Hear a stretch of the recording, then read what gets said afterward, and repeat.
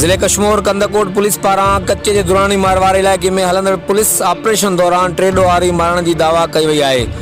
Police के ज़रियनि मूजिब कंदकोट के कच्चे दुरानी मारवाड़ इलाइक़े में ज़िले कश्मीर जे मुख़्तलिफ़ थाननि की पुलिस कार्रवाई टक्कर सब्ज़ो ऐं जीअं जागीरानी गैंग खिलाफ़ पुलिस ऑपरेशन पुलिस ऐं हथियारबंदनि में जदीद हथियारनि सां फायरिंग की ॾे वठ, जॾहिं त मक़ामी मीडिया मूजिब SSP कश्मीर कंदकोट अमजद अहमद शेख पारां पुलिस कार्रवाई में 3 ॾोहारी मारण की दावा कई पई वञे। ज़िले की वधीक पुलिस नफ़री दुरानी मार के कच्चे में तलब कई वई आहे। आख़िर में याद रहे त कुछ वक्त पहिरियां सब्ज़ोई ऐं जागीरानी गैंग पारां चाचड़ बिरादरी के 14 ॼणनि खे तकरार की आड़ में क़त्ल कयो वियो। हर वक्त आगाहण लाइ ॾिसंदा रहो GTN वेब न्यूज़।